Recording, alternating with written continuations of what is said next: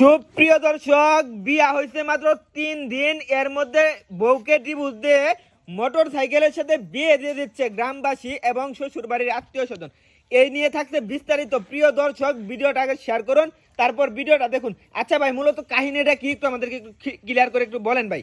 ভাই আমার বিয়ার সময় কইছে মোটরসাইকেল দিব একটা উপহার। হ্যাঁ হ্যাঁ হ্যাঁ। পরে বিয়ার 3 দিন হয়েছে ফিরানো না রাখছি দেয় না। পরে হ্যাঁ কথা কইছিলাম কয়েকটা, পরে আমার বলে গাড়ি লাগে বিয়া দিয়ে দিবে। গাড়ির সাথে আপনাকে বিয়া দিয়ে দিব ভাই, কারণ হ্যাঁ। কথাই কইছে না, বিয়া করছে 3 দিন 2 দিন এবারে আছে ছেড়ে মানে মারছে দুদিন মারছে কি জন্য মারছে? মোটরসাইকেলের জন্য। মোটরসাইকেলের জন্য মারি দিছে, এর লাগি আটকেছি আমরা তারে। মানে এই জন্য আপনারা মোটরসাইকেলের সাথে তারে বিয়া দিতেছেন, হ্যাঁ, বিয়া দিতেছি। কিন্তু বউর সাথে ডিভোর্স দিয়া। বয়স তো নগদ ডিভোর্স রাইখ আইরা পরে মোটরসাইকেল দিয়ে দেন তারে। আচ্ছা, আমরা একটু কোনের মুখ থেকে শুনি। আচ্ছা আপু, মূলত ঘটনাটা কি একটু ক্লিয়ার করে আমাদেরকে বলেন। আপনি কি আপনার হাজবেন্ড কি আপনাকে সত্যি দুদিন কি মারছে মোটরসাইকেলের জন্য? বিয়া হয়েছে মাত্র 3 দিন, এর ভিতরে আপনাকে দুই দিন মোটরসাইকেলের জন্য মারছে, একটু বলেন তো।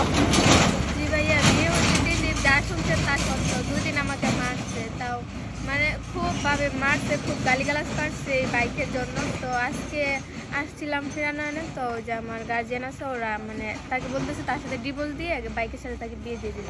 ও, বুঝতে পারছি। আচ্ছা ভাই, আপনি মোটরসাইকেলের জন্য আপনার বউয়ের গায়ে হাত তুলছেন, বিষয়টা কিরকম হয়ে গেল না? ভাই আগে কইছে দিব ভাই, পরে দেয় না। মানে আগে কথা ছিল যে আপনাকে একটা বাইক দিবে তারা, বিয়ার দিন কিন্তু বিয়ার দিন তারা বাইক দেয় নাই। এই কারণে আপনি বিয়া করার পর বউকে 2 দিন মারছেন।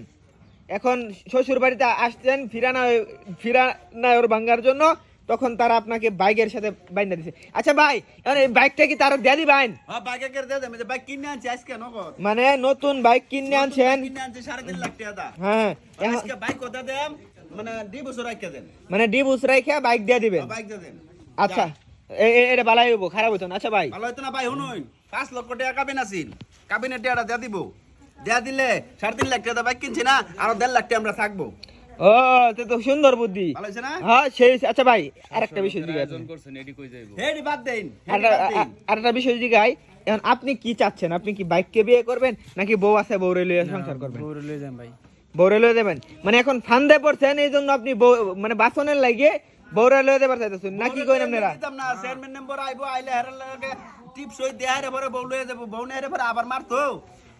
বাপ মারে খবর দিছি, বাপ মা আইওক, চেয়ারম্যান মেম্বার আইলে পরে দেম, এর আগে দিতাছি না তো। এটাই ভালো হইব। আচ্ছা ভাই, আরেকটা বিষয়টা হচ্ছে যৌতুক নেওয়া এবং দেওয়া সমান অপরাধ, এটা তো জানেন আপনি। তে আপনি যৌতুকের কারণে আপনার বউকে মারছেন, এটা কি খুব ভালো একটা কাজ করছেন? ভাই যৌতুক না তো উপহার দিলাম। এটা উপহার, এটা যৌতুক কোন উপহার আমরা মিয়া চিনেন। সুপ্রিয় দেশবাসী, এই ঘটনার জন্য আমরা সবাই আন্তরিকভাবে দুঃখিত। পরবর্তী আপডেট আপনাদেরকে পরবর্তীতে ভিডিওতে দেওয়া হবে। তো ভিডিওটা শেয়ার করে রাখুন যাতে পরবর্তী ভিডিও আপনারা পান। সকলে ভালো থাকবেন, সুস্থ থাকবেন, যৌতুক থেকে বিরত থাকবেন। ধন্যবাদ।